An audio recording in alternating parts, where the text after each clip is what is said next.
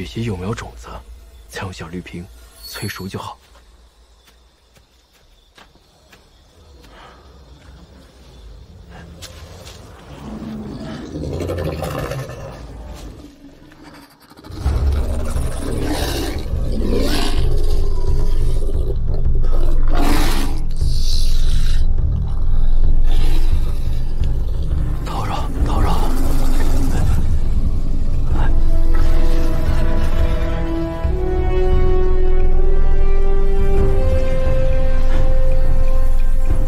金边五叶红，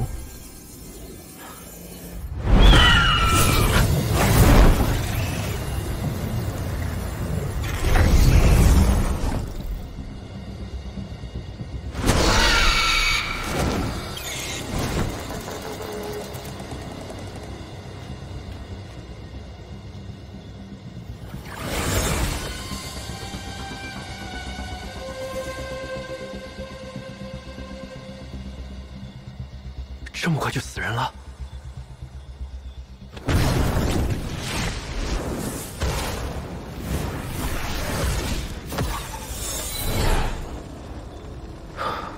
一定要小心，别像他一样。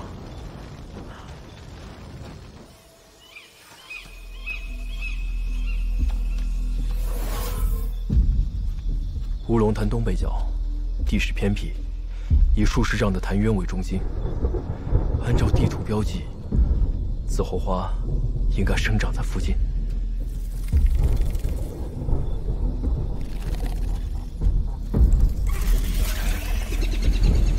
好浓的瘴气！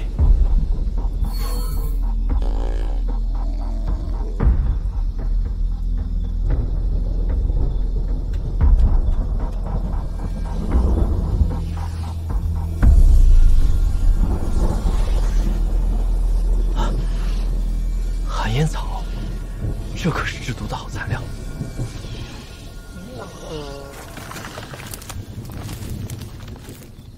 谁在那儿？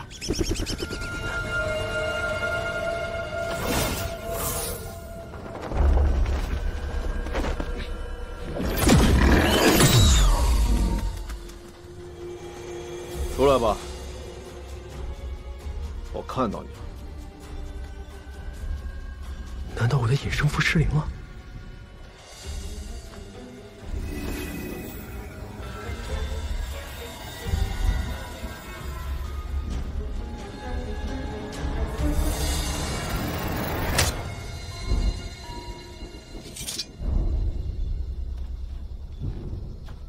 出来了，我看到你们了。虚张声势的家伙！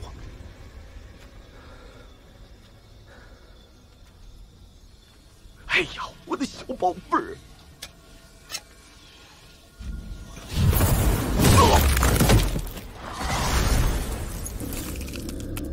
寒冰蝉，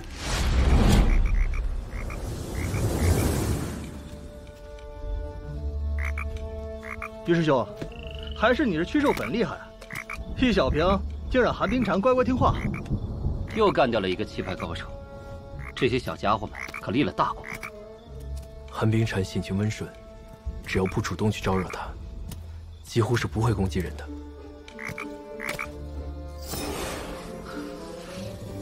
老齐，哎，把寒烟草收了吧。哎，真没必要为了一棵草聪明，就让他们去拿吧。哎呦，我的乖乖，没想到还能在这儿遇到你们。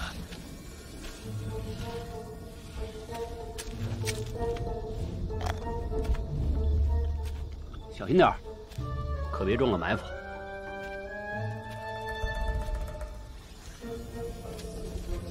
此人的谨慎程度不差，没想到这么快就丢了性命。这两个人就是冲着杀人去的，到底是何居心？他们怎么还不走啊？哎，算了，他们不走，寒烟我走。虽有剧毒，可没想到长得这么漂亮。是啊，哎，咱把他储物袋也收了吧。哎，好。哎，奇怪了，刚刚还在这儿呢。难道这里还有别人？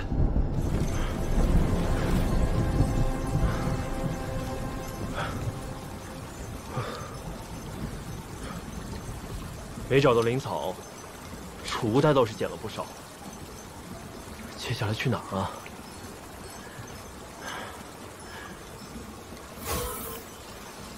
这附近哪有紫红花呀？看来门派发的地图也不完全可靠。哎，小师兄，路滑，慢一点。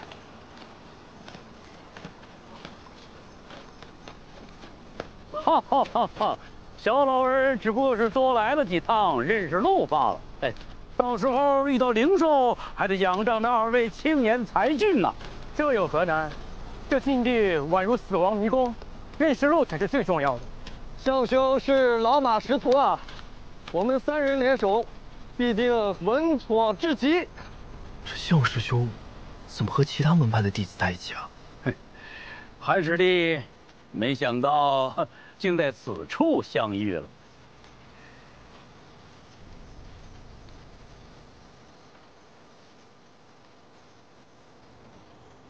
韩师弟，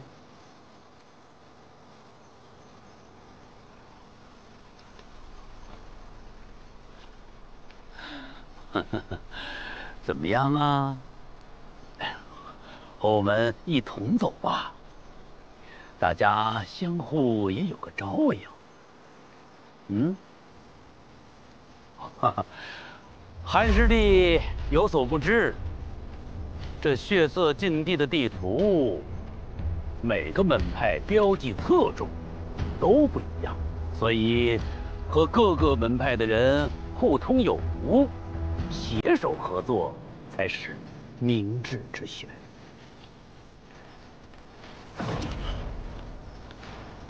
多谢师兄美意，但我实力低微，也是初次来到禁地，只想随意的采些灵草交个差，不敢拖累3位。无妨，无妨。不过韩师弟，你也不必拒绝的这么快嘛。啊？莫非韩师弟有什么志在必得之物？既然此人不识抬举，项兄何必跟他多费口舌？对啊，项兄，让他自生自灭吧。诸位，告辞，告辞。没办法，只能换个方向了。项师兄到了禁地，怎么与平时判若两人？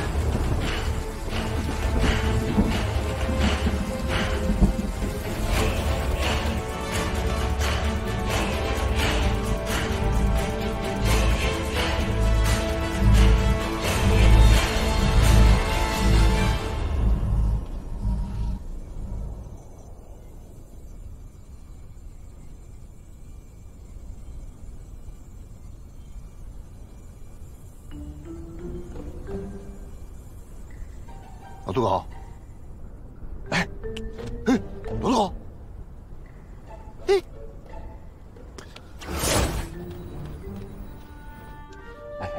哎，叫你怎么不答应呢你？杨明志，哎，咱们要不回去？什么赌了？不赌了。这场战斗关系到咱们7大派往后60年甚至100年的发展，是不是？没毛病吧？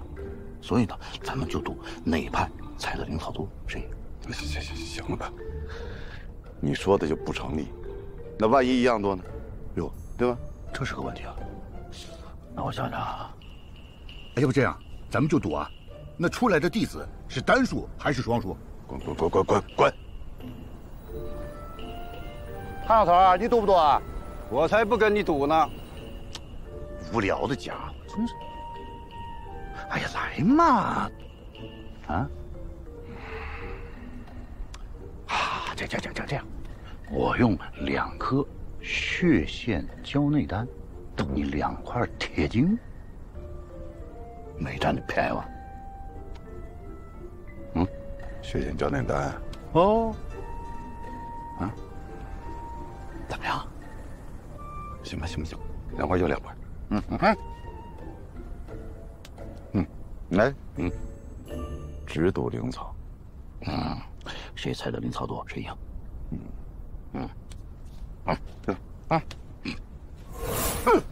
说好了。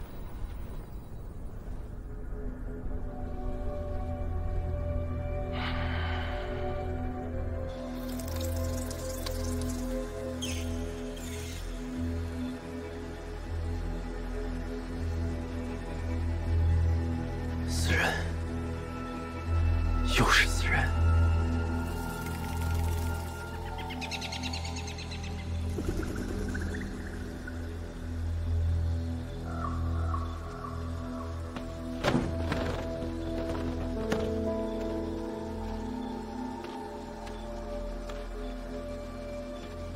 这才第1天，就都按捺不住杀心了。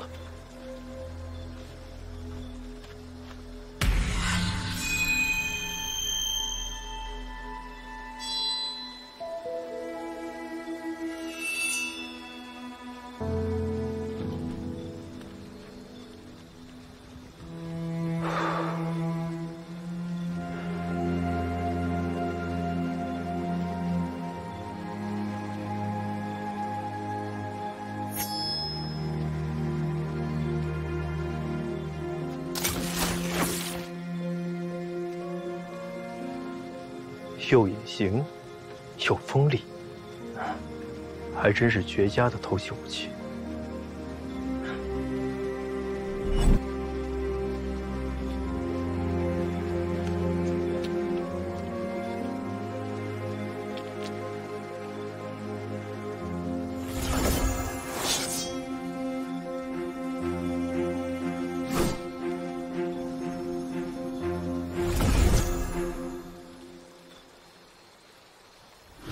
谁在那儿？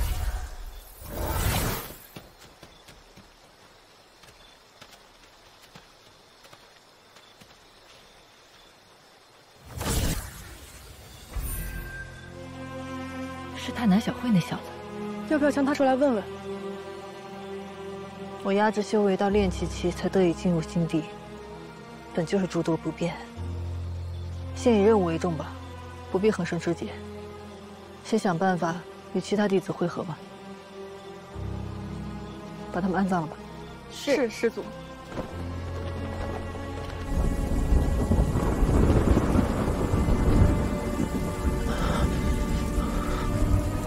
这儿应该是个安全的地方吧？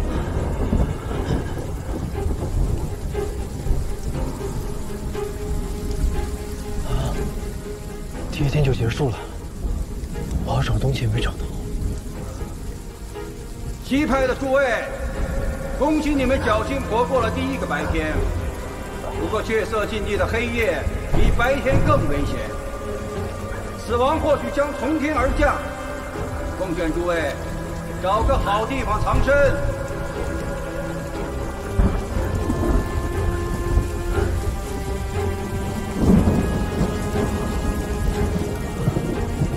那个江师兄对禁地如此熟悉，竟然进来了3次都还没出击，我可不能像他那样。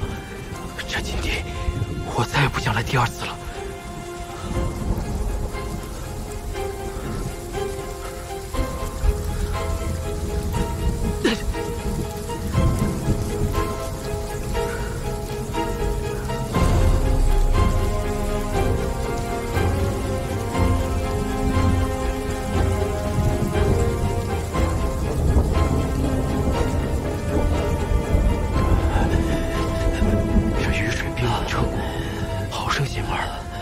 赶紧运功驱寒。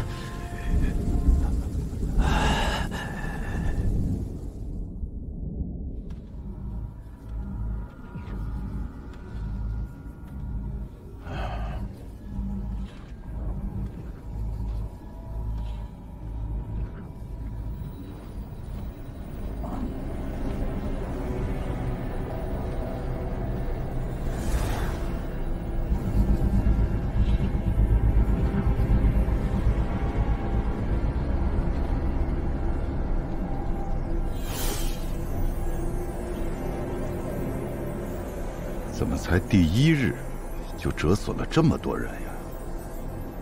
看来这次争的要比我们预想的厉害。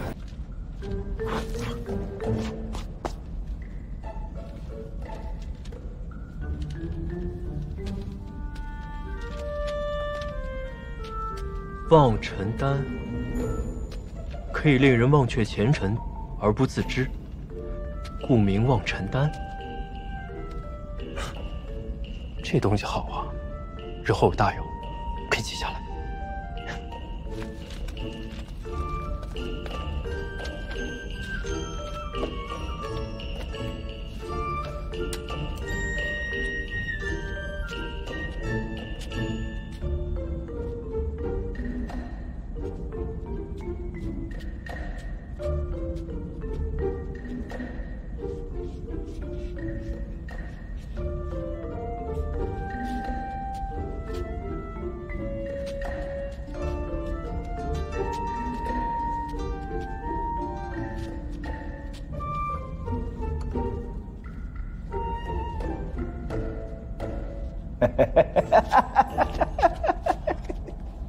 这三公哥是按时收费的，你这样抄，这不是白白浪费灵石吗？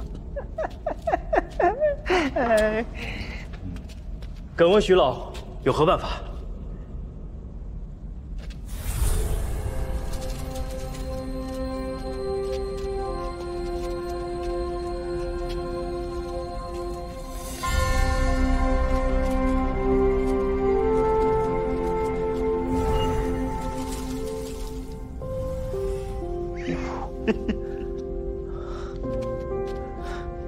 弟子不才，愿学这种法术。哎，教会了徒弟，饿死了师傅啊！多少灵石？10个，10个灵石，复制1次。没想到庐山殿行这样的规矩。那就请徐老准备一些好丹方，我复制了一并带走。哎，这个简单。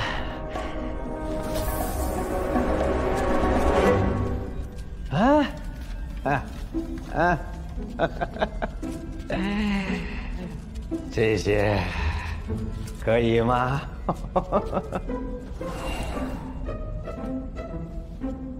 这不合适。这个也不行。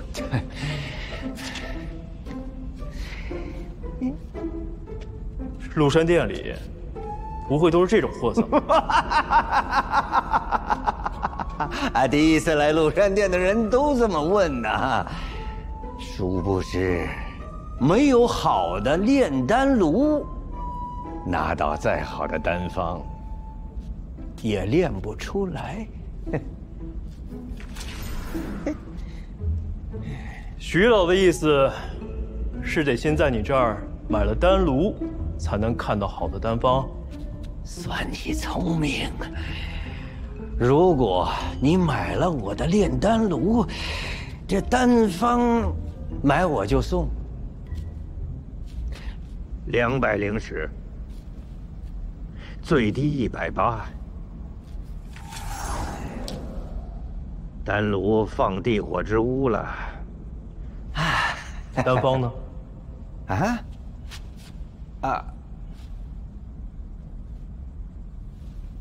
买我丹炉，赠你丹方。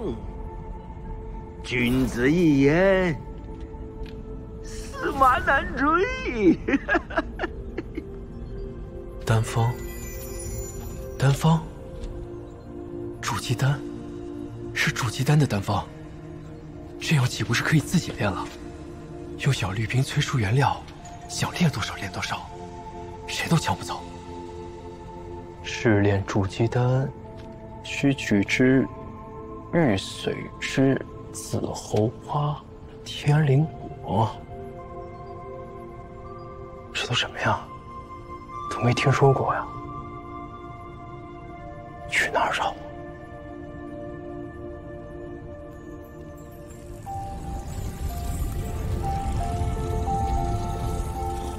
这里就是地火之屋了。还有180灵石一个的丹炉，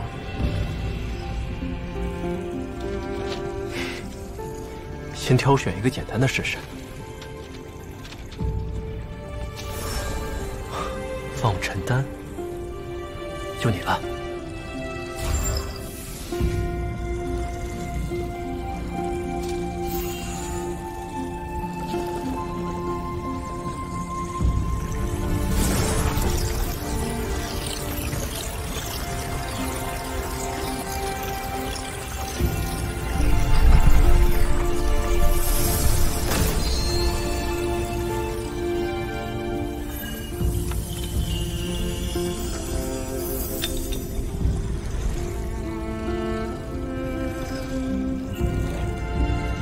居然一次就成了，不愧是180灵师的丹炉啊！再炼一个黄龙丹试试。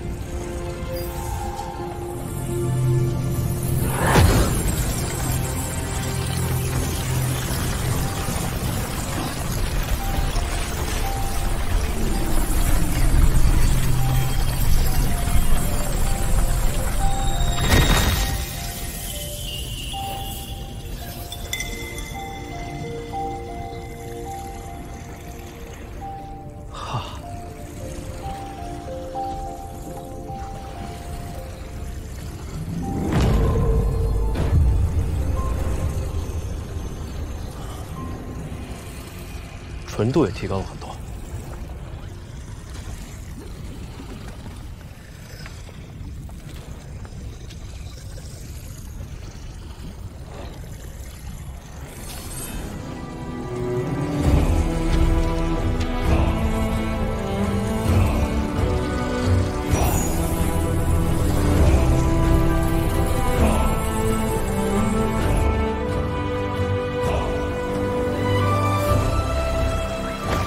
我在百药园开辟了一处秘密药田，用小绿瓶催生药草，继续实验推演不同丹方，炼制了不少有用的丹药。只是最重要的筑基丹所需的那几味药还没有头绪。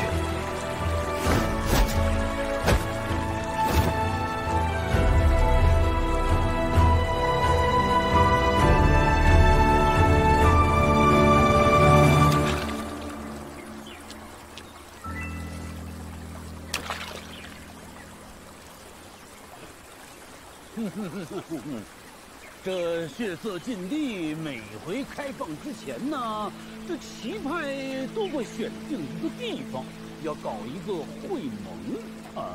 这毕竟关系到各个门派这未来几年的发展啊。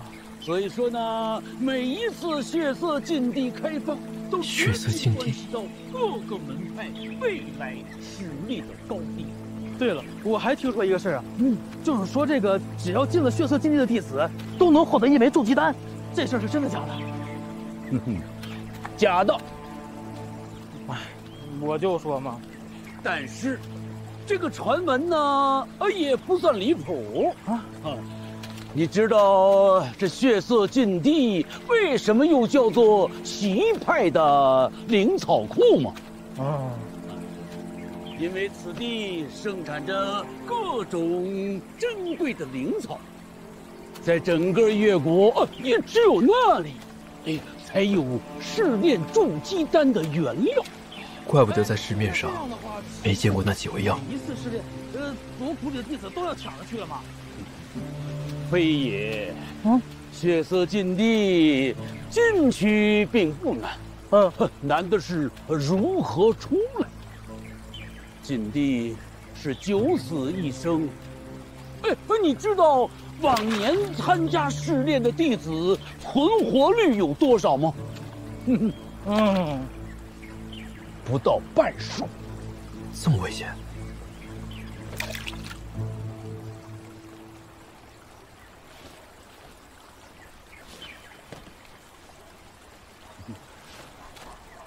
这位小友，你也对血色禁地感兴趣？啊？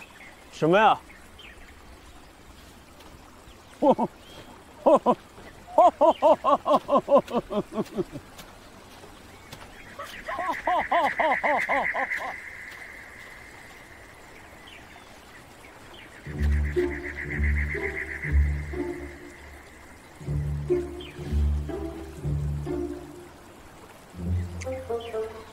啊！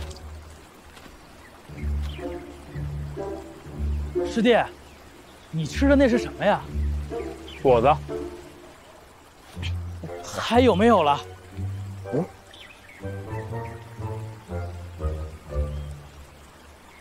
正好，还剩一个。哎，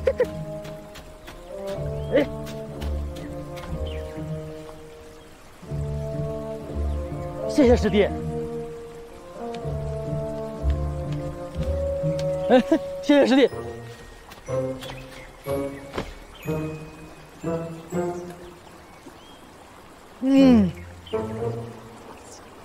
师兄，刚刚那人谁啊？他你都不知道？像之里像师兄，谷内年龄最大的炼气期修士，哎，去了好几次血色禁地，还都活着回来了，就是还没筑基呢，也是奇怪。这老头真笨，天天就是要赏乐。门派打得好算盘呀，需要丹药，就逼着我们这些炼气弟子拿命去换。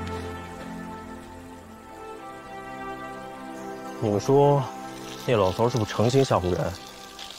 一把年纪了，还没筑基，他肯定最着急去血色禁地博筑基丹了。明明想去，又怕年轻人抢他名额，就来吓唬我们。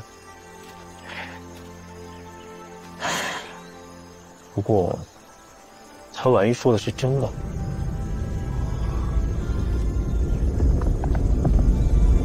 非洲。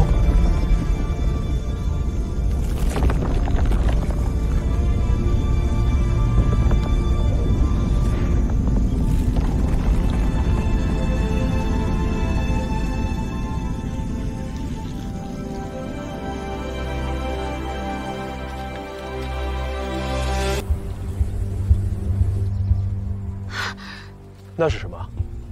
岳阳宝珠。看来长老会那边有情况，我先去看看。韩姑娘，一定要从禁地平安回来。嗯，再见。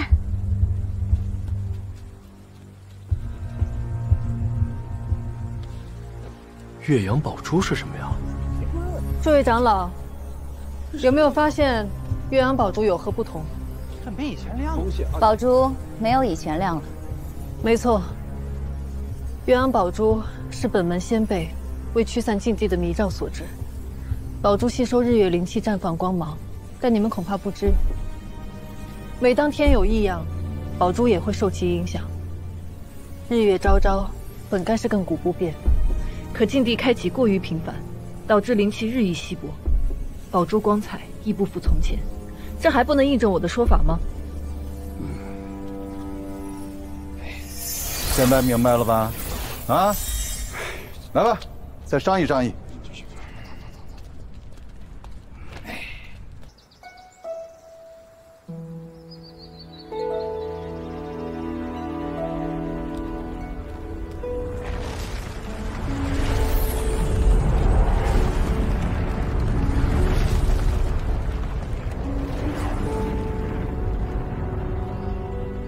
这血色禁地如此凶险，要不等下次开启，准备充分些再去吧。听说了吗？以后这血色禁地要改为60年开放一次，这下要拿到筑基丹，恐怕更加困难了。是啊，可要不突破筑基期，这寿元也就100-200年，再来一个60年，那莫不是要等到老？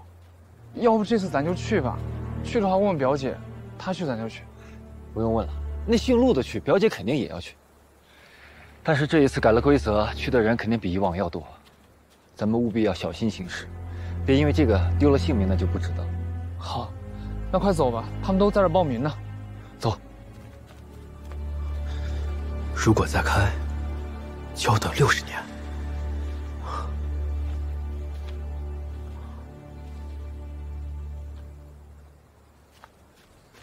向师兄，不是说这个报名血色禁地的在这集合吗？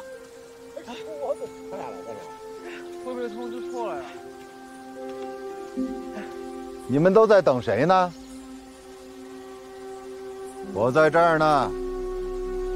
师祖。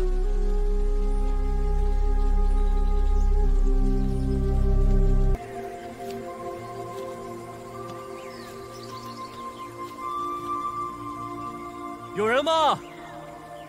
我是领了任务，前来看顾药园的弟子韩立，请问马师伯在吗？别在那里大吵大闹啊！不要吓到我的花草啊！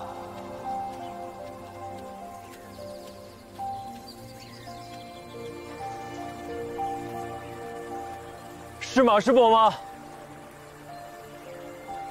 如果我不是，谁是啊？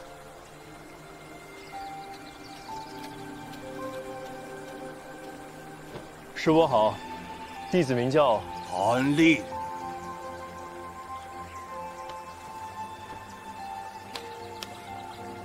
这里虽然是百药园，但这里面呢有过千万的药材。你想留下？那，你今天呢就数清楚这里有多少株。数错了的话，哈哈哈哈，明天就不用来了。除草药。你数清楚，就知道死了多少株。到那时呢，要你赔了，你就无话可说。是。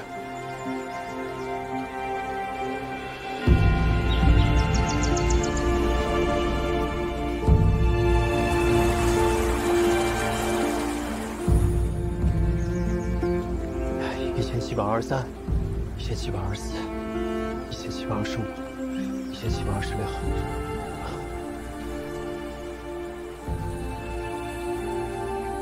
这里各式药草一共7123株。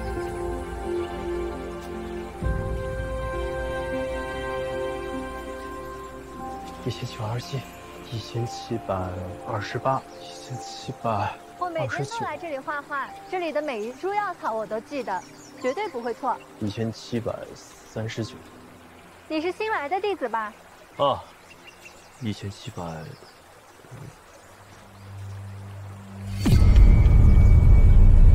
不好，他好像在用什么法术，功力应该在我之上。快走！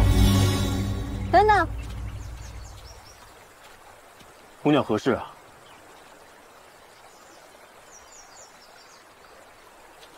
你干嘛？别动，我就看看你。看起来平平无奇，灵力资质也一般。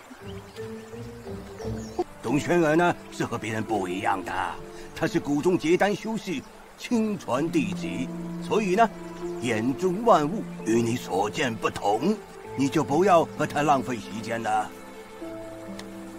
弟子明白。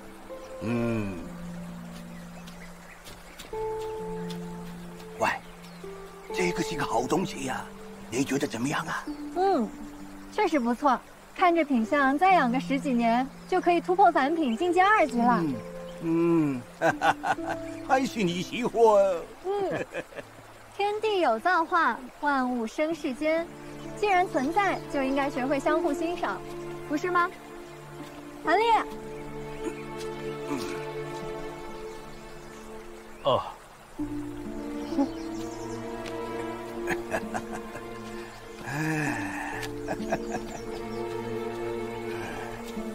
所见极美好，也许这也是一种修行吧。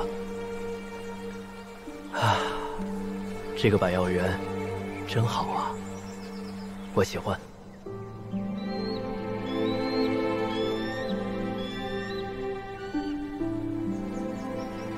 今天怎么样啊？好像不是很开心哦。哎，开心点。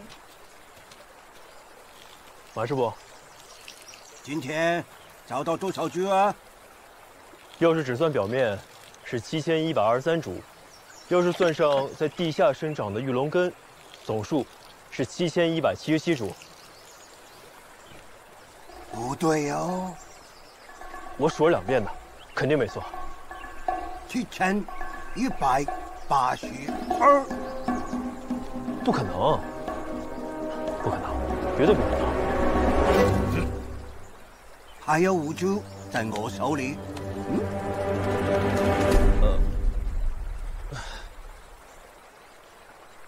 哎，算你过关，拿着。勉强算你合格了。谢马师傅。那我可以留下来了吗？马师傅，我之前种过药草的，请马师傅放心。你在这里等下。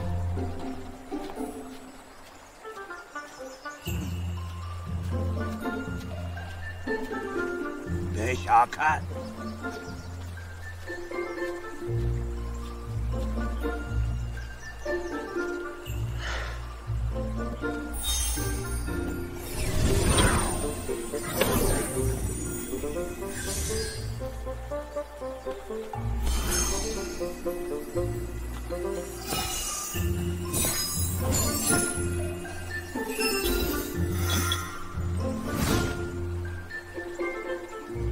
阿磊，过来呀！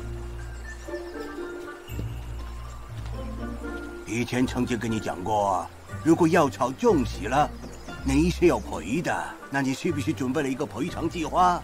弟子一定尽力。那好，有什么事就记下来。好了，这里就交给你了，我去闭关了。你可暂居此处啊，方便打理药园。我1季之后呢，回来找你。到时丰收了，应该给你的零食是不会少的，好不好？马师伯尽管放心。那还有啊，千万不要打扰我啊。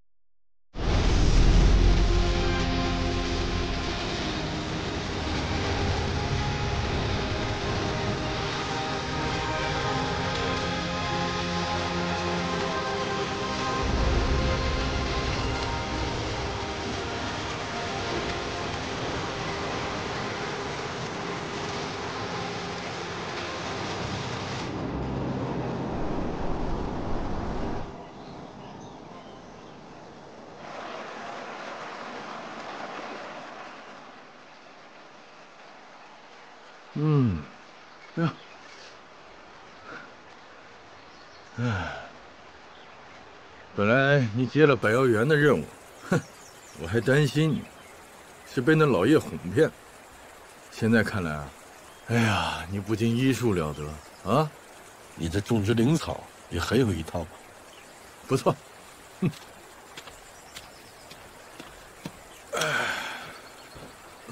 吴师叔，弟子也是现学现卖，一切还是仰赖吴师叔您的信任。看来上次教你的传音术已经都掌握了。我走了。哎，还没完呢。还有啊，来。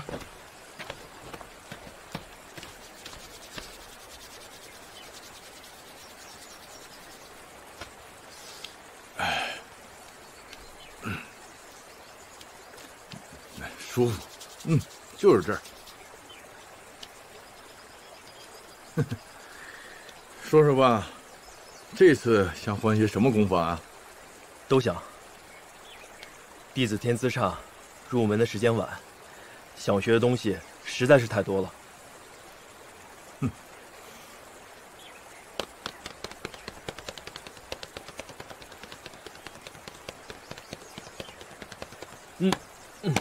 好了。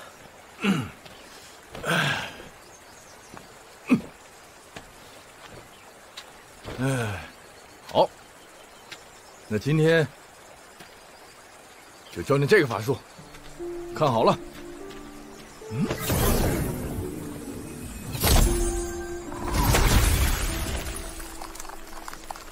这叫冰冻术。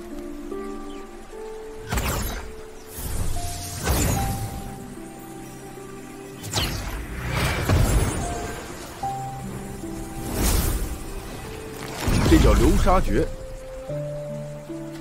可千万不要小瞧这2个法术，如果大神通之人来施展，能化千里良田为沙漠，凝长江大河为冰川。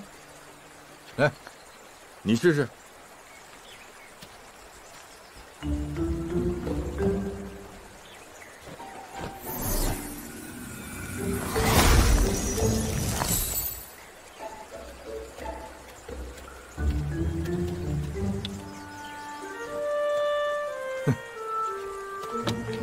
第一次这就不错了，不要着急。法术威力的大小，本来就是要看施法者能力的深浅和熟练程度而定。你灵根虽差，但贵在勤勉，假以时日，定会有所成的。谢师叔。我走了。我这个下次什么时候再来？师叔常来。好。功法还要勤加练习啊！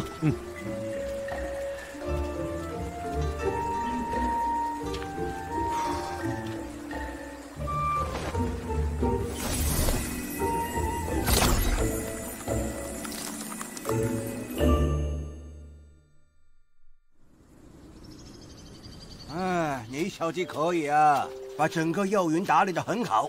哎，全靠您的打理心得。我不过是一葫芦画瓢，再加上天空作美，才能侥幸有一点成果。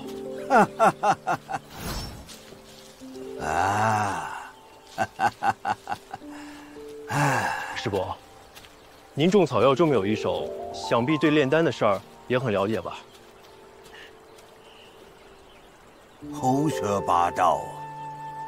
弟子唐突。只是我看到那茅屋的墙上，每到晚上便会发出荧光。弟子猜想，应该是炼丹时丹砂蒸腾所留下的痕迹，才敢有此一问。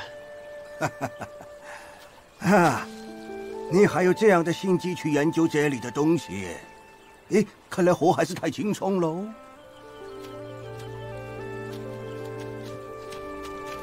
师伯，可否给弟子请上丹方？实不相瞒，我也想试试自己炼丹。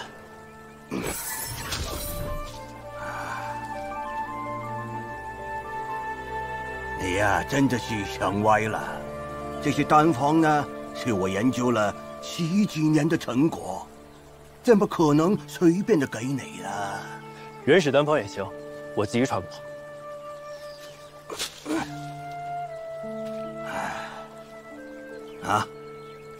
亚马归亚马，药园的考核顺利通过了。不过药园之难不在一时，而在坚持。以后我会每半年来一次，你好好守住药园，干好了，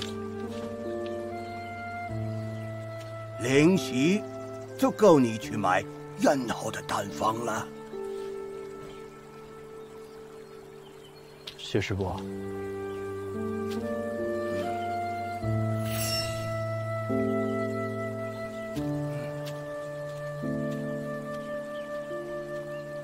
哎，你若真心想找丹方呢，就准备好零食，去趟庐山店找总管说是我老马介绍的。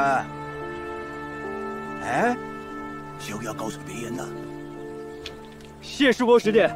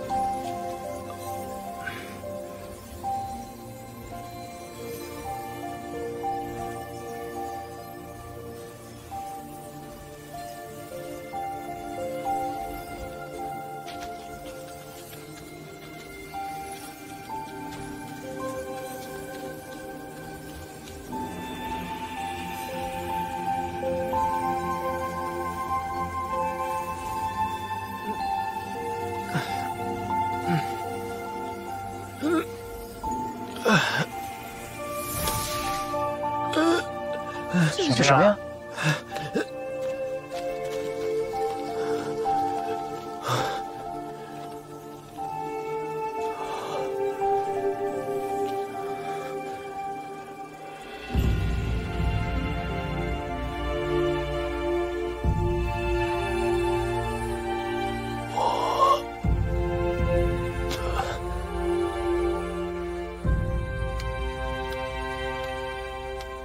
傅英子，你还认得这副牌吗？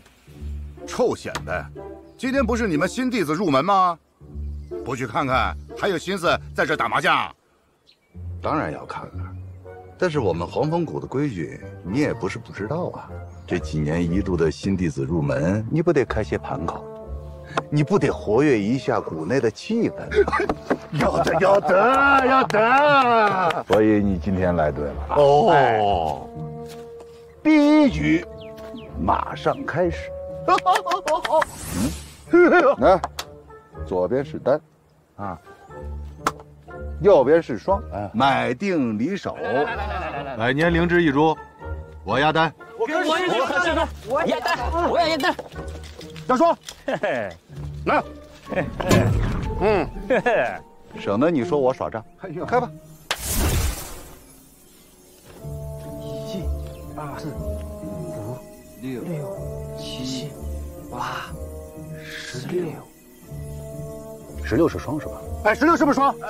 是双呀，收！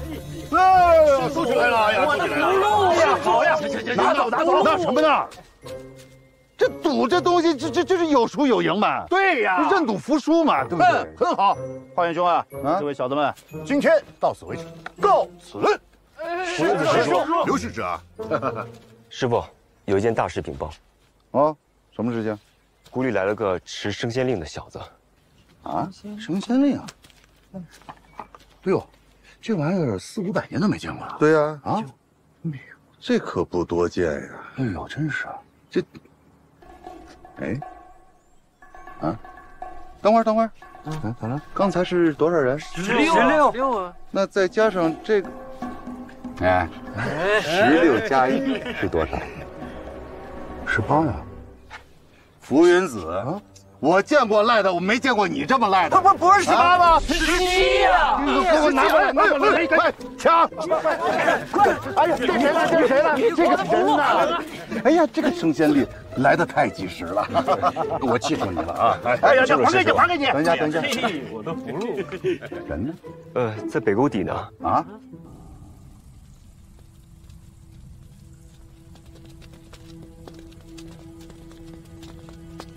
啊，是吧？这天的，这跟他不一样，真好。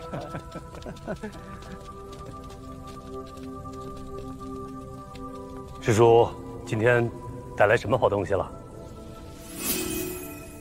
雪山冰莲，配上你带来的百年芭蕉叶，寒热调和，滋养灵根。哦，太好了。不是指你带了什么呀？掌门和各位师叔带的都太过珍贵，我这个就有点拿不出手了。呀，这好东西！9天玄蝉，此物最是温和。哦，请。哎，喝什么茶呀？品好茶。看我的，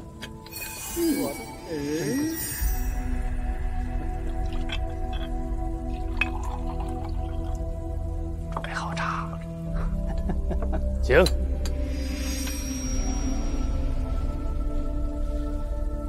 哟，喝着呢啊！哟，蹭茶的来了，快喝！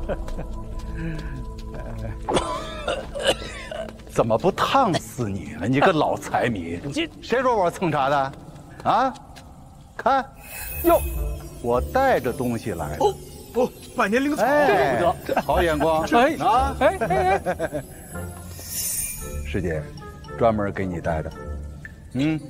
嗨，各位，今天咱们黄风谷可是迎来了100年不遇的稀客呀！哦，来，我来看看什么。我是黄风谷筑基期弟子宋萌，这是我的六师弟武士，这是七师妹。就是他哪来的升仙令啊？正是。你叫什么？我叫韩立。他怎么在这儿？这拿升仙令的，不会是他吧？这家伙，不可能！一个伪灵根怎么可能会有升仙令啊？据说凭升仙令进来的，可以直接获得筑基丹。为什么？因为他们祖上曾立过大功。我看这家伙祖上不像立过大功的，一个凡人也想混进来修仙。祖上立过大功？我们修仙家族的珍贵资源都用在后代的身上，就连我不都是靠在天舞台上拼命才有资格拿到筑基丹的吗？这家伙，凭什么？好了，我们既然是来修炼的，就要好好修炼，不要妄议他人。知道了，明白了。师妹说的对，我们是来修仙的，不像某人是来当癞蛤蟆的。就是，你不用在意这些新弟子的议论啊。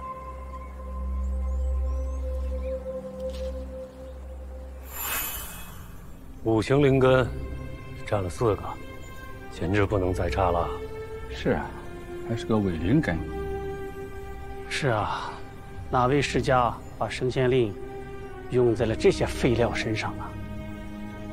可我怎么记得盟规第23条规定，凡持令拜山者，不论资质，也不问来路啊！啊？确实，我记得按规矩，还得给他一颗筑基丹。什么？筑基丹给他？太浪费了！那我那些弟子怎么办呢？哎，这防风国叔这伪灵根，他已经是赚大便宜了，还真要给他这筑基丹呀？该给还得给，嗯，不能因为一颗筑基丹坏了规矩。对，传出去让其他6大门派笑话。没错。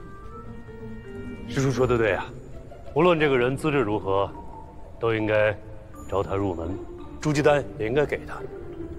不过，不过什么？筑基丹的配额每年都是提前分配好的，今年只是给泰南小会的第1名准备了1颗，如果给了此人，那第1名可就没有了。没有就没有。我的意思是说呀，没有你可以暂时拿灵石补啊，反正他是第1名，来年肯定有他的名额啊。行，就这么定。就这么定了。吴师弟，去迎他入谷吧。是，咱们师兄。师姐，请。臭小子，刚才赌局的人情我可还掉了啊！走了，喝茶，喝茶，来。嗨，茶不挺香的吗？哎，佟掌门，我的茶呢？啊，请。来晚的没茶。茶一般啊。是好喝。还有，真的。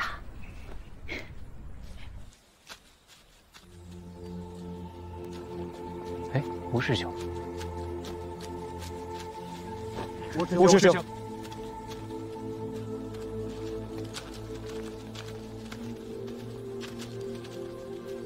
你就是那个拿升仙令？正是，我叫韩立。这升仙令稀有，我都未曾见过，你是如何得到的？祖上传下来的。那你是哪个世家的子弟，或是家里有什么前辈在棋派中任职啊？弟子出身凡世，并非世家子弟。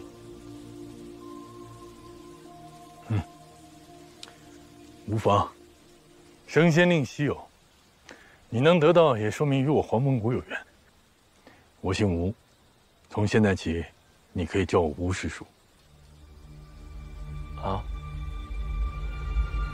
欢迎你加入黄风谷。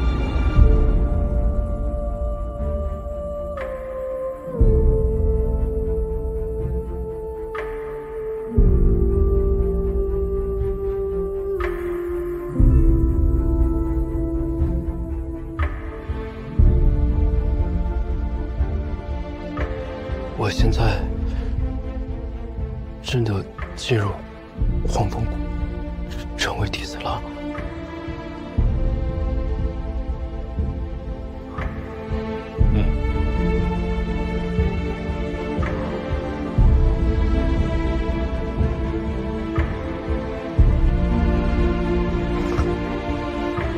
多谢吴师叔。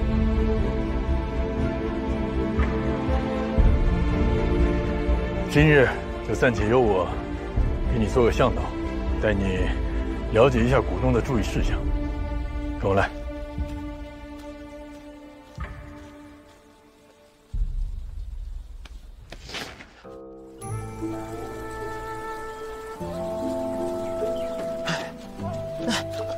师叔，注意脚下。那是天机殿，存放着一些基础功法和丹方，事不临时便可节约。平日我会在此任职。西边那片就是你们炼气弟子的住处，除了有点热，像个蒸炉，倒没有什么其他缺点。如果你有足够的灵石，也可向谷中申请搬去后山更好的住处。让开。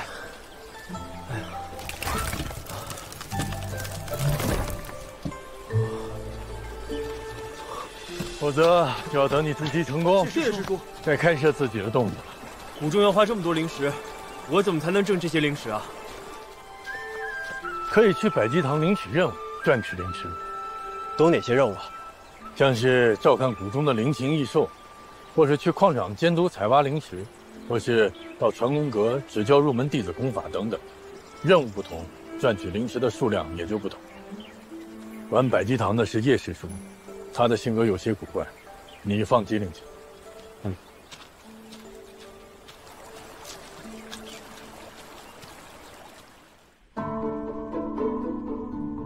这儿就是炼丹房了，等你攒够足够的灵石，就可以来了。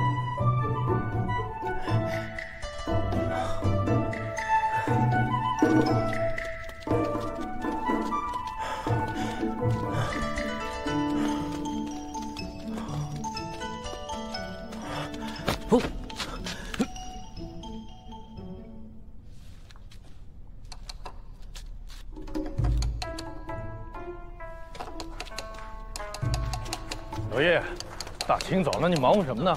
带了新来的弟子到你这儿领入谷用品。不是刚领过吗？怎么又领？韩立见过叶师叔。哎，你就是那个升仙令吧？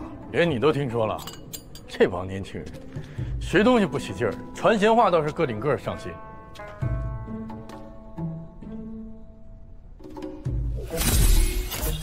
你小子实力不行，运气倒是不错。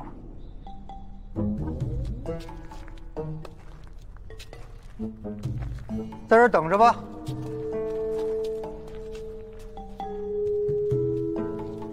韩大哥，我这里还有一本清晰笔录，里面记载了不少修仙界的趣闻秘事，我都看完了。如果你觉得无聊的话，可以拿去解解闷儿。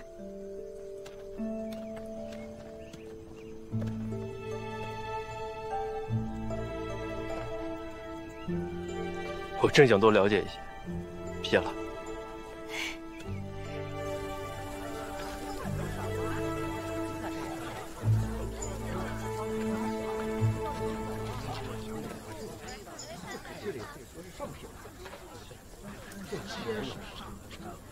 凡持7派升仙令，可免册进入门派，并额外获得筑基丹1枚。升仙令是什么？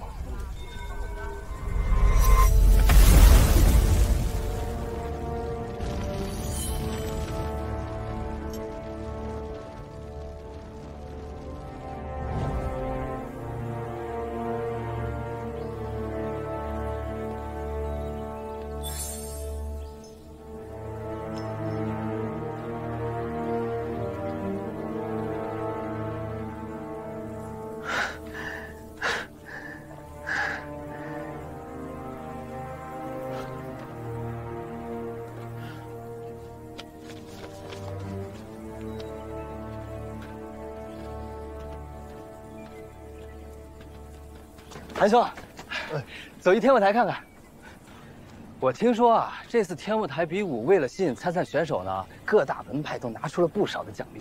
这第一名除了有筑基丹，还有不少的这个灵石，还有功法。小仁兄，我得到了一本书，上面有不少的修仙译文，也不知真假，想不想一起看看？行啊。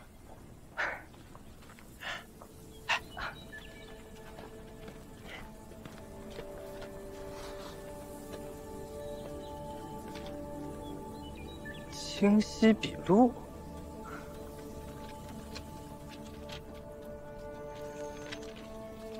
哎，这是嘛？这个看着好像是哪个门派的令牌吧？这不是令牌吧？你看这上面的字。升仙令。升仙令是什么东西啊？升仙令是……我听说啊，升仙令呢，就是你只要有了升仙令，就不用武斗，也不用测灵根，可以直接进入棋盘。哎，有这说法吗？瞎说！那要是这样的话，大家都抢这个升仙令得了呗，谁还来这天舞台拼命？也是，无稽之谈。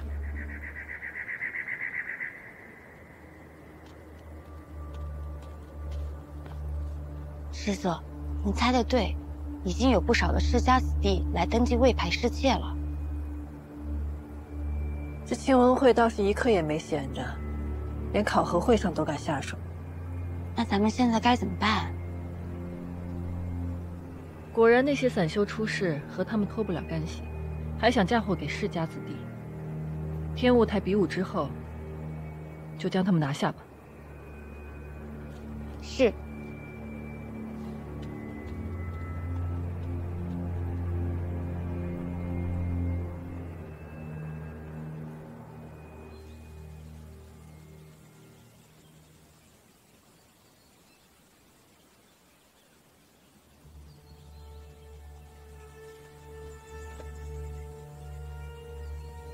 看样子，这块升仙令对应的是黄风谷。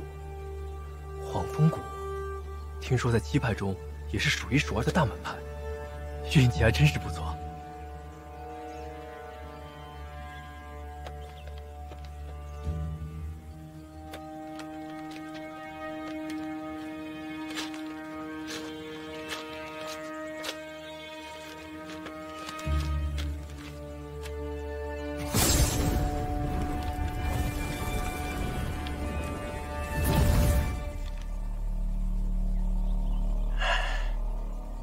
总算万无一失了。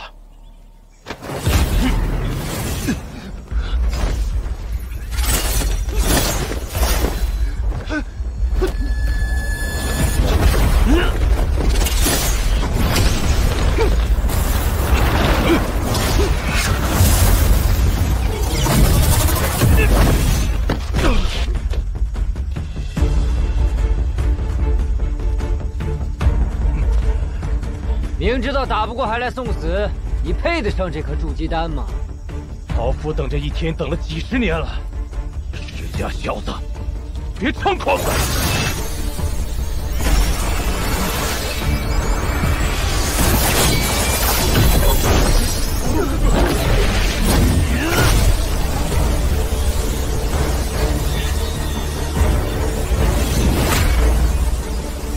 这天文什么来路啊？怎么身上宝贝这么多？陆兄不会要输了吧？不会的，他就快赢了。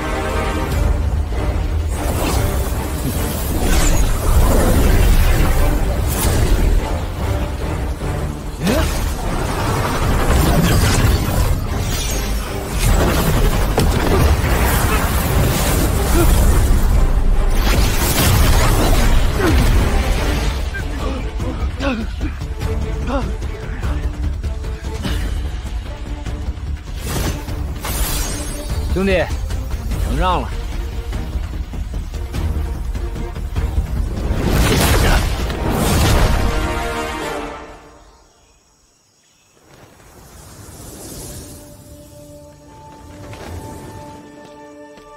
既是比武，点到为止即可。他既已认输，何故要伤人性命？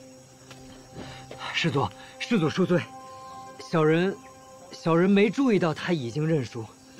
是没有注意，还是看你的对手是无名无事的散修，不在意罢了？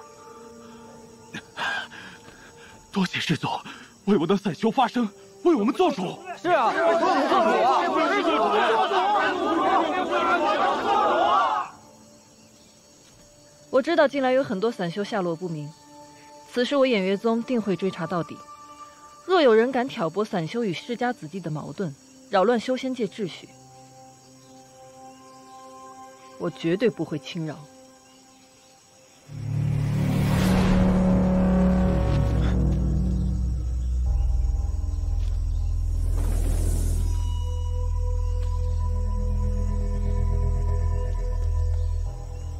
陆明远上得筑基丹一枚。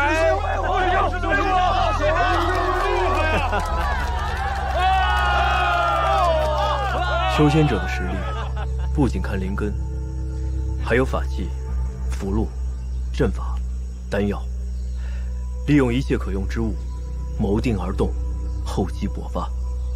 或许，这才是最适合我的道路。不过，在绝对的实力面前，任何取巧的办法，都将无所遁形。恭喜陆师，恭喜陆师友！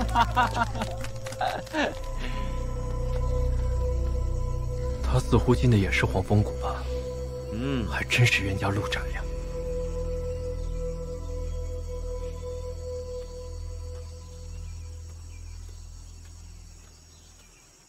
只差一招，就只差一招。星文，那家伙毕竟是依灵根的天才，没必要与他硬碰硬。这次不行，下次我们再努力嘛。下次哪有那么多下次？我不都跟你说了，天下散修是一家，别往心里去啊！别说了，说得我心肝疼。哎，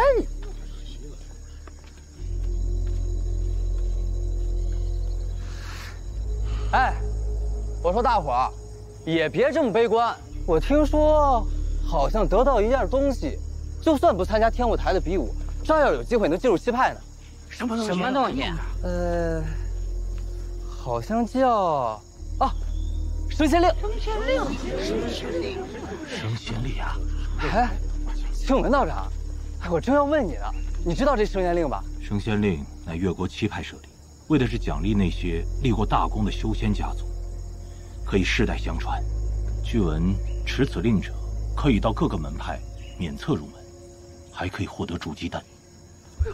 筑基丹，免册入门还能得到一个筑基丹，果然是长见识。但这东西已经数百年未曾出现过，你是怎么知道的？哈，不是我，是韩兄他问，是他在一本书上看见的。他主动问你了吗？也不是，也没什么，就是我们两个在这儿闲聊。那韩立呢？怎么没见到他？韩立没见着啊。你们不是总在一起吗？嗨，我跟他压根不熟，他好像就走了。走了？禁制还未解开，他去哪儿？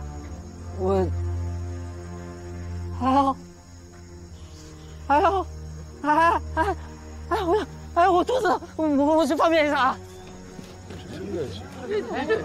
怎么跑了？去哪里了？这是肚子疼，真的假的呀？看来这次太南小会没有白来，这些宝贝对以后修仙大有帮助啊！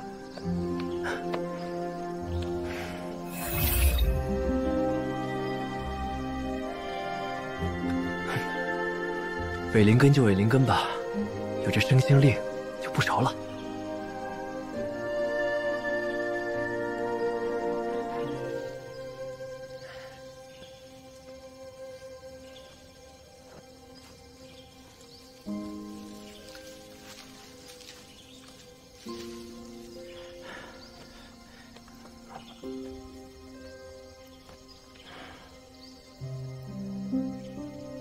在这度过今晚，明早禁制一开，就离开此地，去找黄风谷。站住！啊！站住！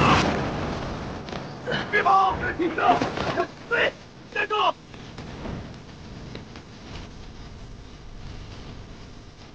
站住！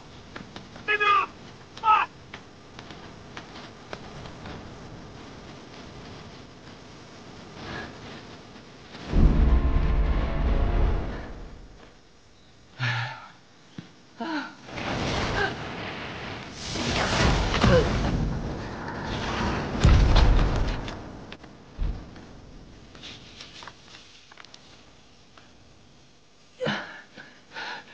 韩兄，韩兄。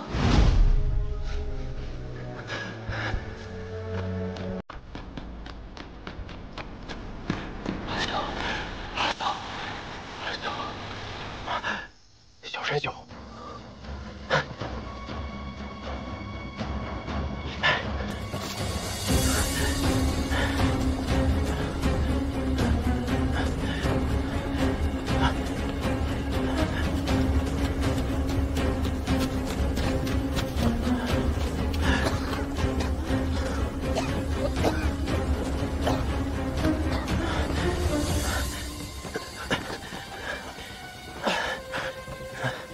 小山兄，你怎么了？韩兄，快跑！请问他们是坏人？对不起，我给你惹麻烦了。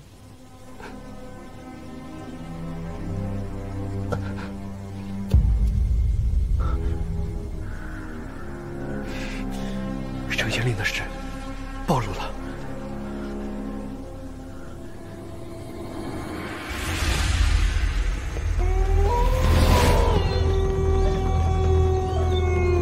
兄弟，你跑什么呀？留下来一道喝酒啊！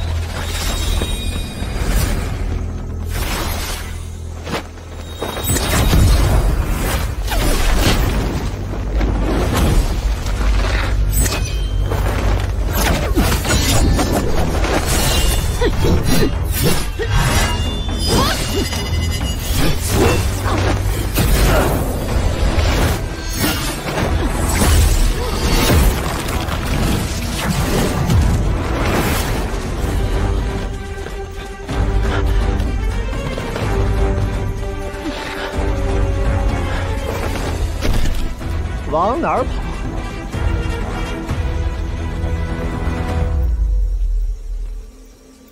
两位，这是何意？何意呀？事到如今了，韩兄，你就别装糊涂了。嘿，韩兄弟，你这就不地道了吧？得了升仙令这样的宝贝，不拿出来给我们开开眼。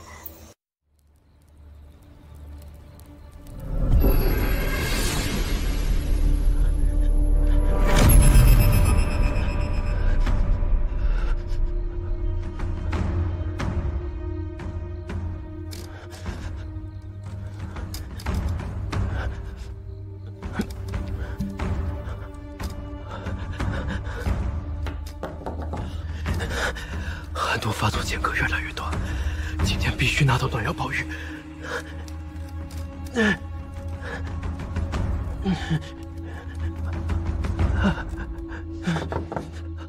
谁？韩大哥，你谁？是我，莫彩环。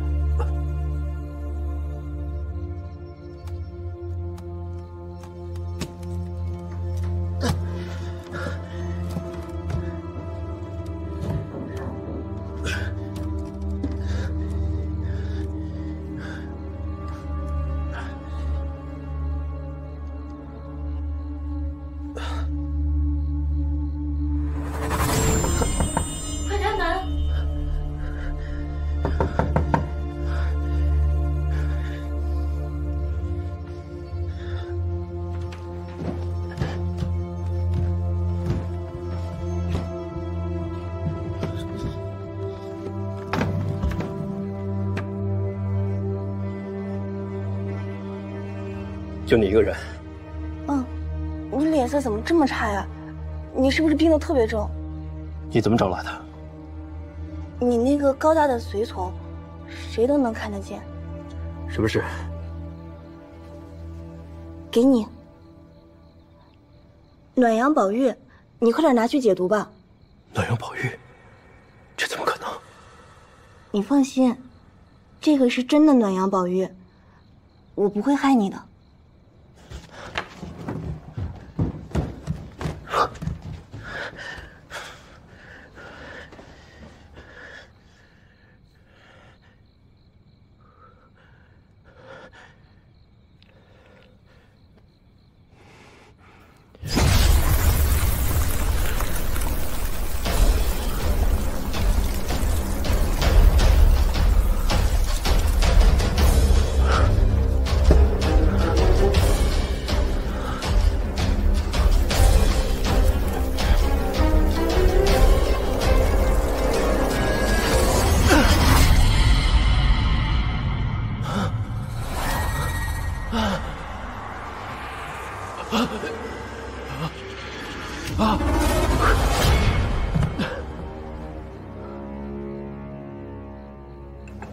韩大哥，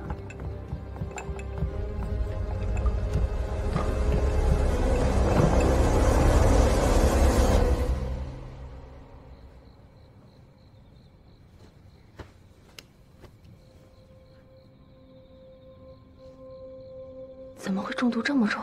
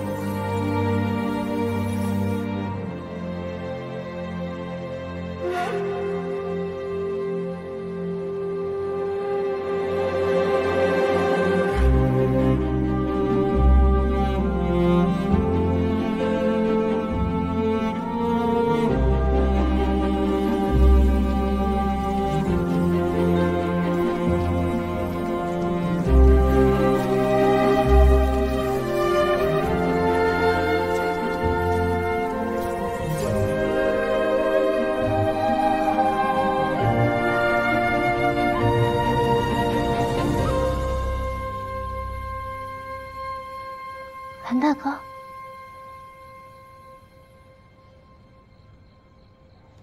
韩大哥，你醒了。韩大哥，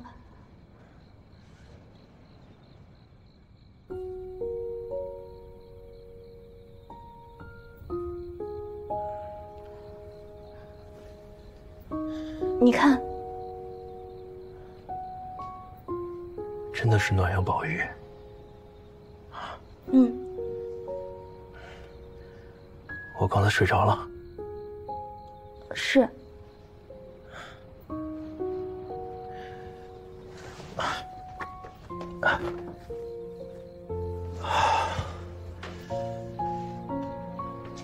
啊，这个是我刚刚为你解毒放的血，最开始都是黑色的，现在已经正常鲜血的颜色了，不然的话你现在还醒不过来呢。啊，我来吧。啊。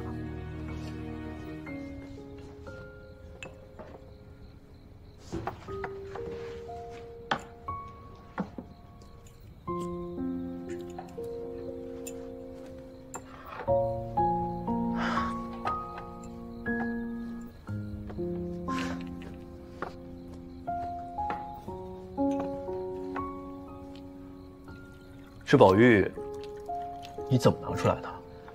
他们怎么可能让你给我？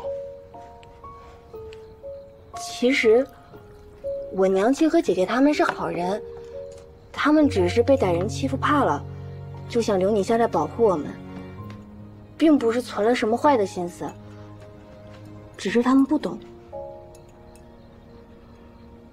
这家园城，连我爹都留不住，又怎么能留得住你呢？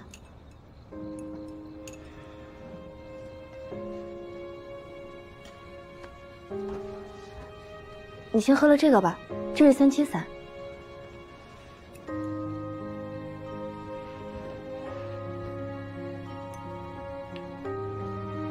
这个暖阳宝玉，是我爹留给我的嫁妆。姐姐们也有她们各自的嫁妆。我跟娘亲说了，我以后不嫁人，所以用不上嫁妆。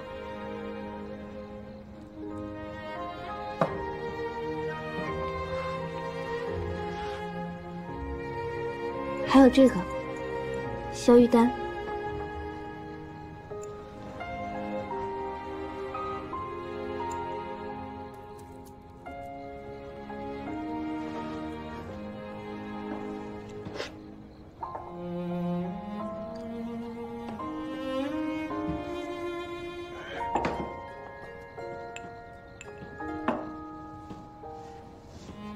你喜欢医术？啊，看我爹留下的医书学的。莫老是个好大夫，只可惜他不想做个大夫，只想成仙。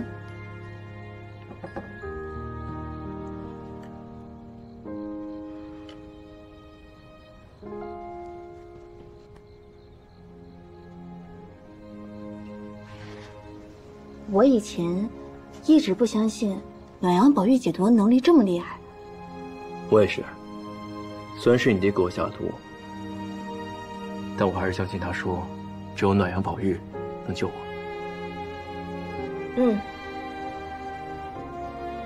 不，他说的也不全对，是你救了我。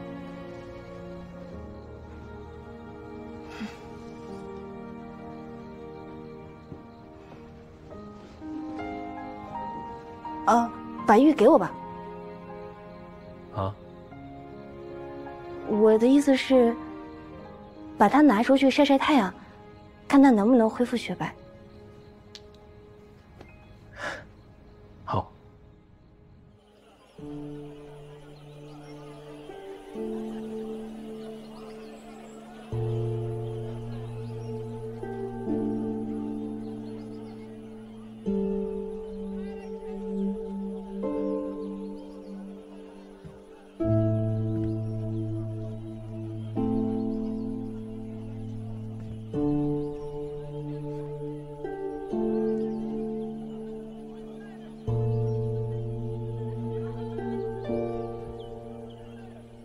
收好吧，它是你的。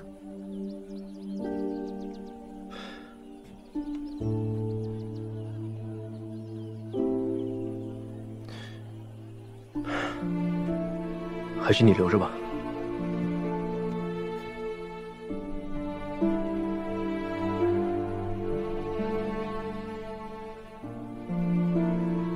彩环有一事相求。说吧，杀谁？哦，不是的，我想你带我一起离开。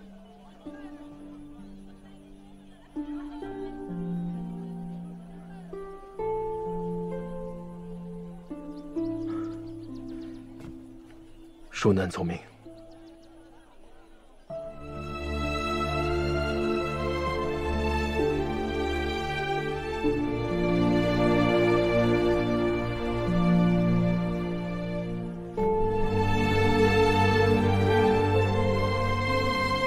好吧。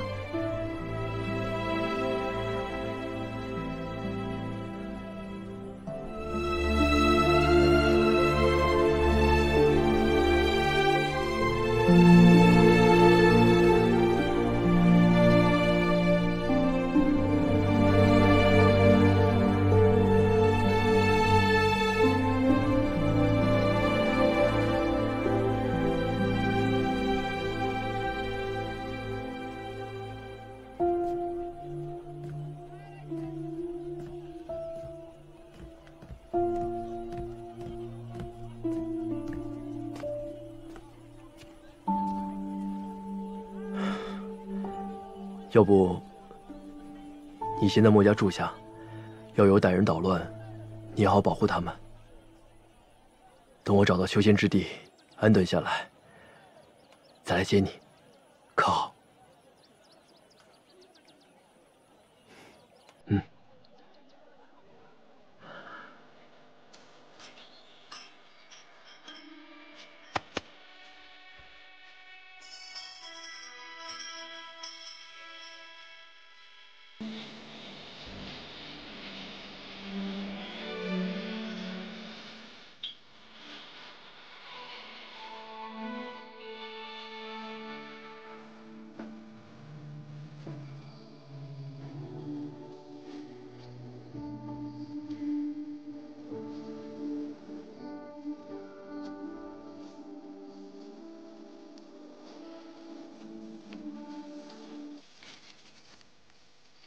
莫姑娘，见字如面，我走了。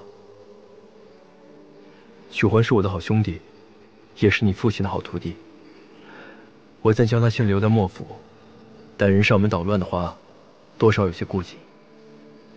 这瓶丹药是留给你的，含力鞠躬。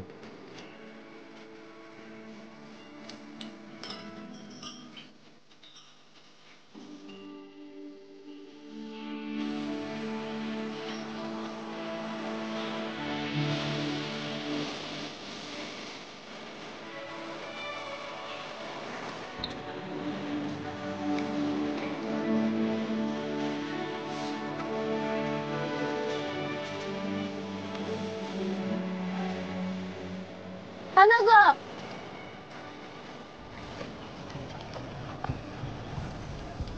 相逢别离，寻寻觅觅，无人与相依。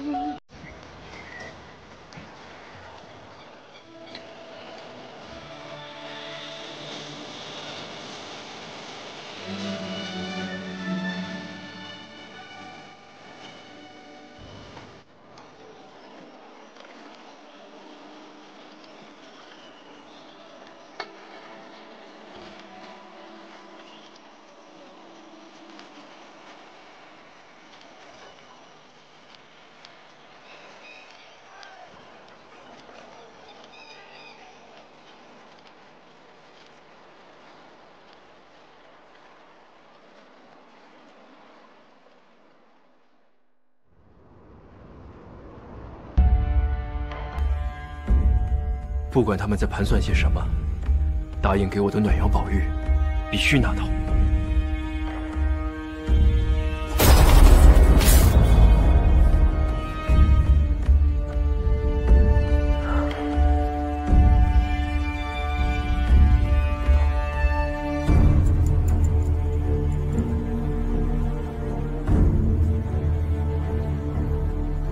没几颗了，还是留在关键时刻再用吧。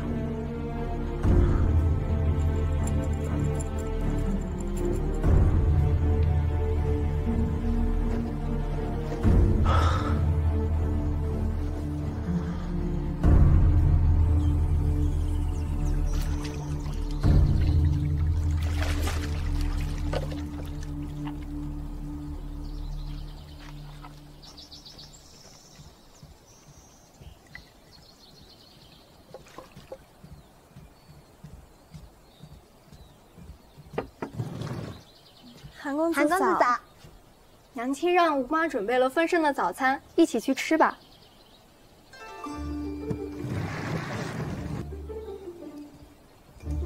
韩公子，你吃呀，这都是娘亲们让吴妈特地准备的。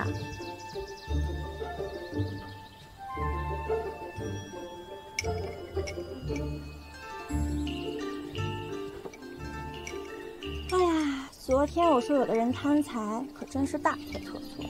应该说他小气才对。哪有人到别人家做客白吃白喝，还真空手来的呀？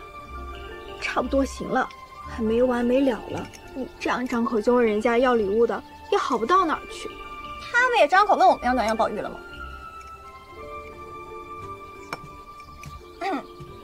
二位，这饭我是吃不下了，不过我确实有样东西可以当礼物送给你们。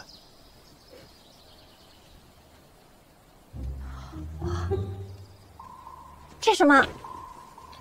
这个呀，叫迎香丸，随身携带，可以驱避蚊虫骚扰，还有淡淡的异香。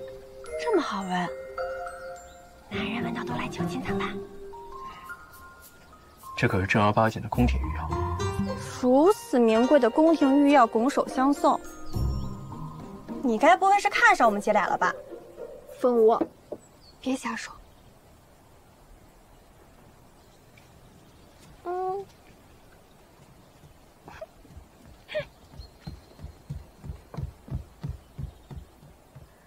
这些呀，都是吴妈猜着做的，也不知合不合韩公子口味。喜欢哪样，明天让吴妈再做。这两个女孩虽然聒噪，至少比他们的娘亲好对付。在找到宝玉之前，还是先应付他们吧。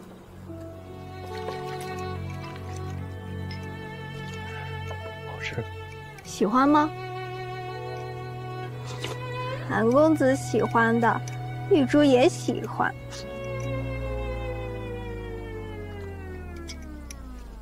肚子疼。娘亲，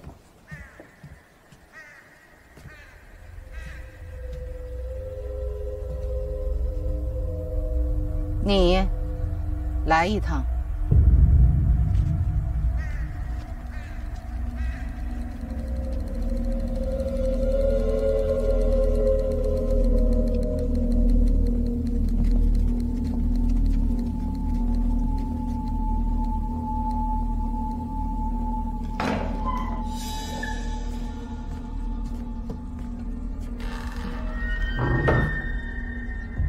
把你请来，是有件事情要亲自问你。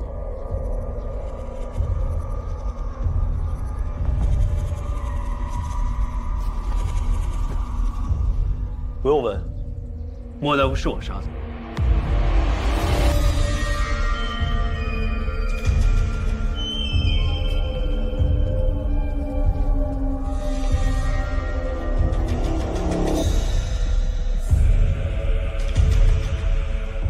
你倒是坦荡。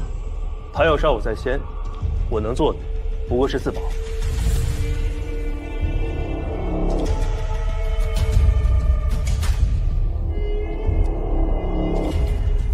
老爷的事情，我们可以不追究，但是你必须答应我们一件事。可以，但我要你们以莫大夫的在天之灵起誓，事成之后，把暖阳宝玉给我。知道让你干什么吗？暖阳宝玉，我志在必得。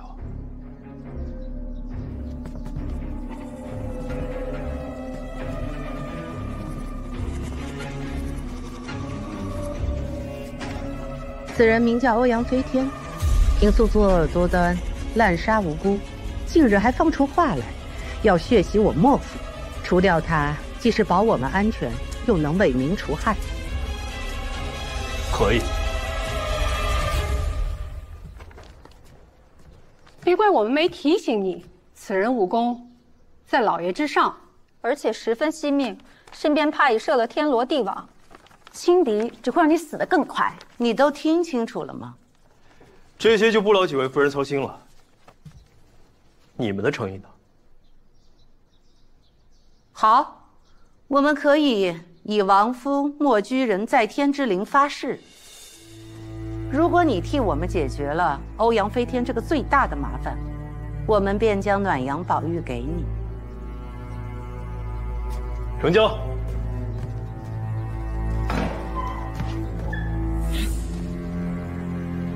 成交。答应的也太快了吧！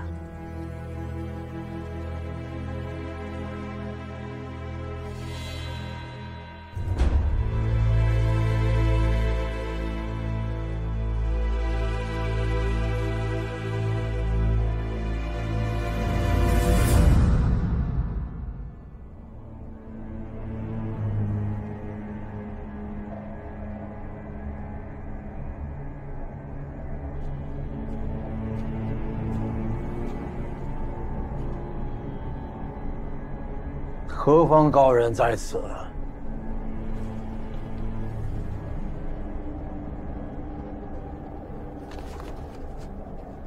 你是欧阳飞天啊？此乃清净之地，不可造次。你身上杀气这么重，还说清净？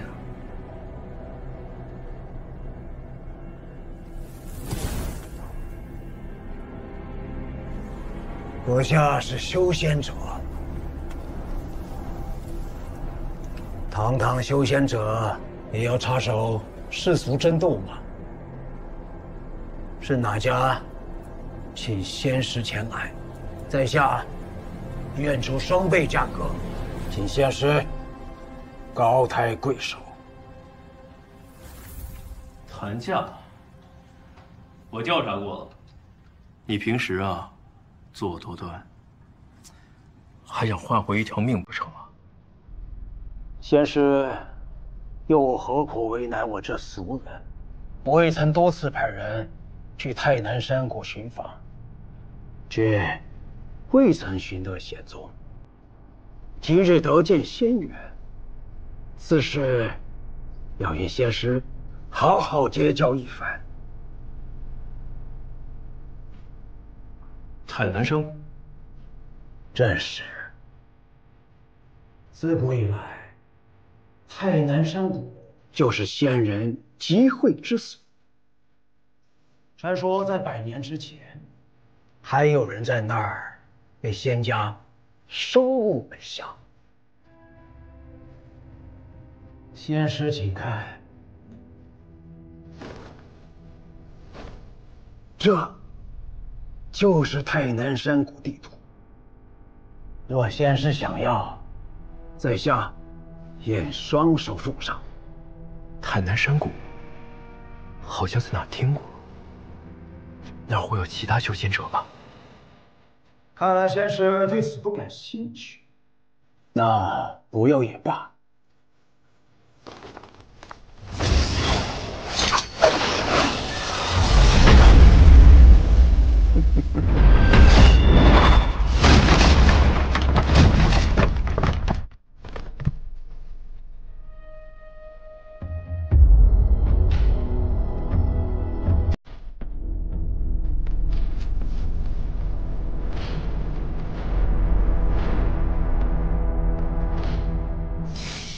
在此间事了，就去太南山谷看看。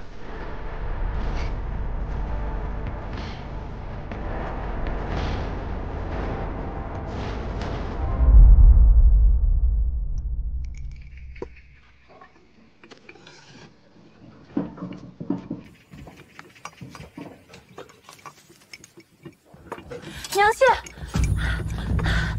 后阳飞天，有消息了。怎么了？死了！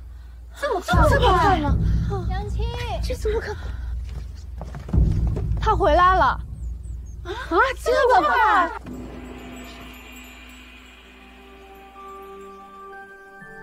只有他每天在那侍弄药草，看来莫大夫的医术都传给了这个小哑巴。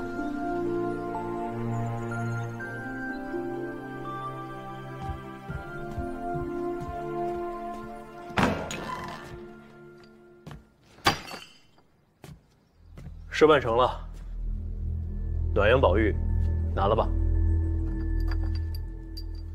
确实是毒发山庄欧阳家的传家玉佩。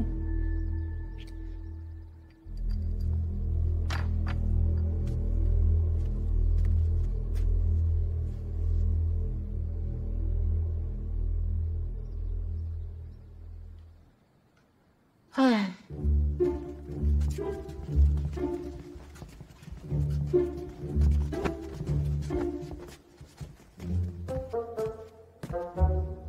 几位什么意思？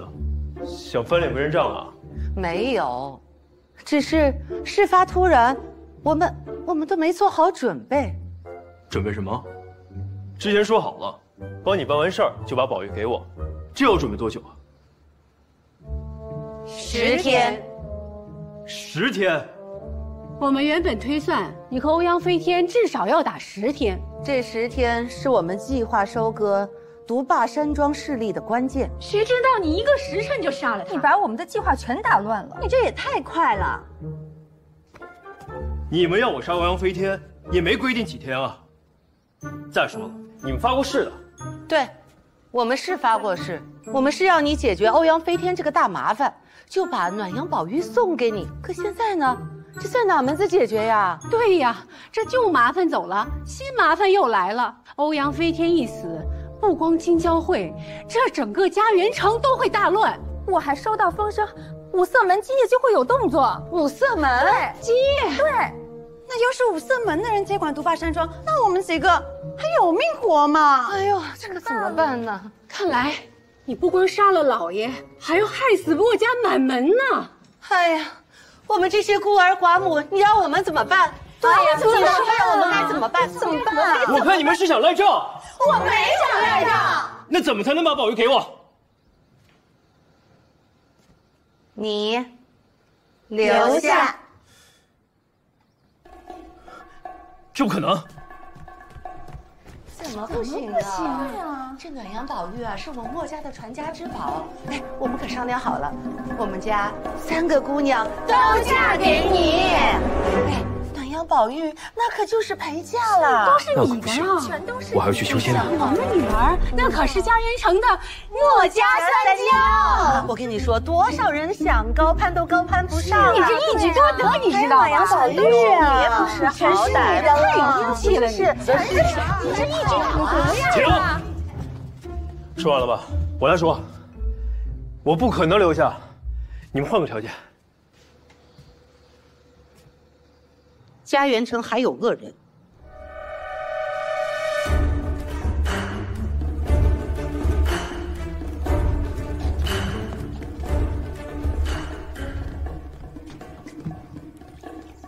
也不知道他们把暖阳宝玉藏在哪儿了。说我3个一起嫁给韩大哥。若是出手强夺，他们把东西毁了，可就棘手了。你这丫头，就说愿意不愿意吧。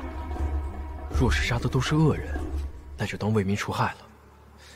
但也不能任由他们这样拖延下去。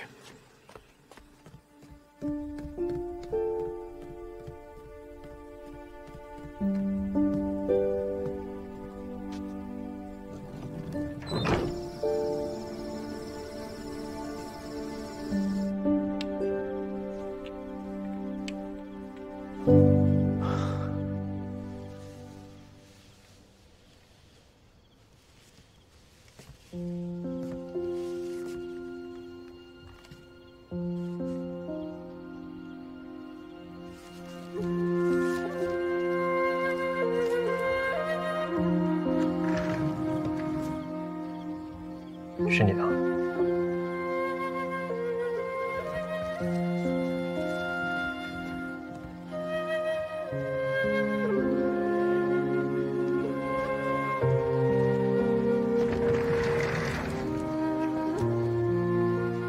你能听得到吗？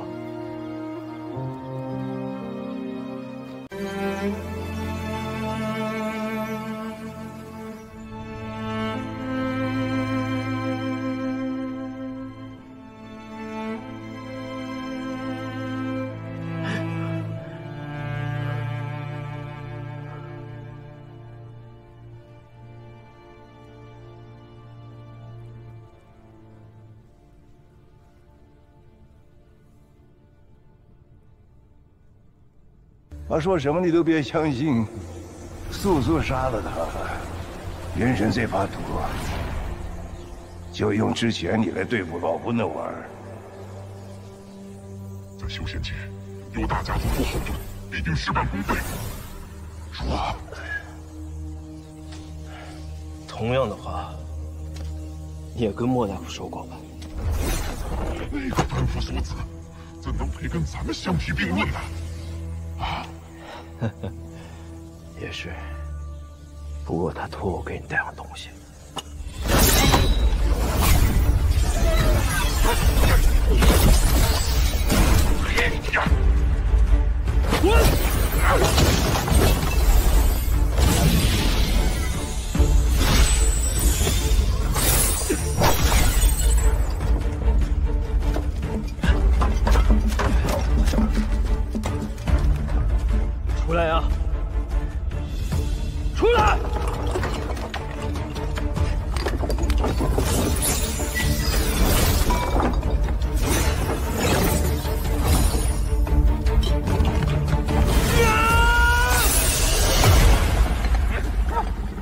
长，他怕挂。放我出去！你要干什么？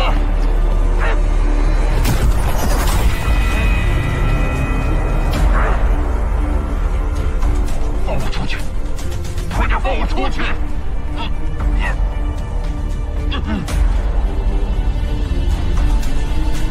你和莫大夫之间是怎么回事？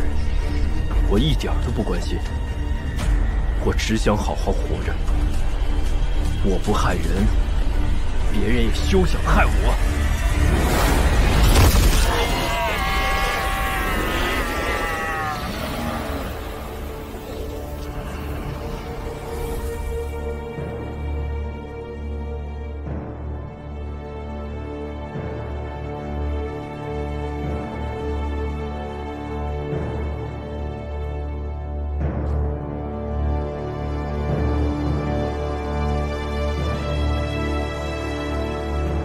没有莫大夫的命令，这家伙果然是一动不动啊！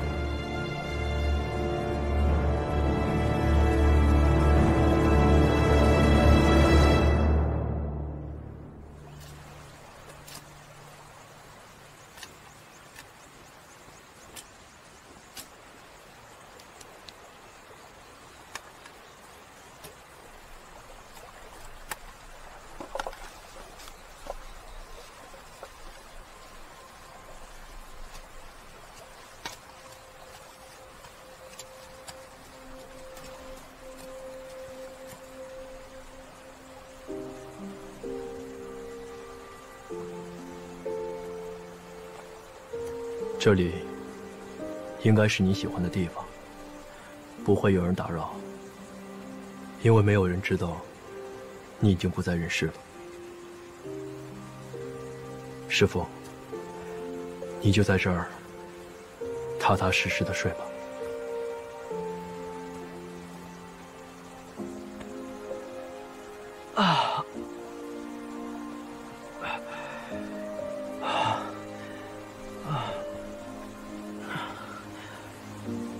老家伙，到死都不放过我。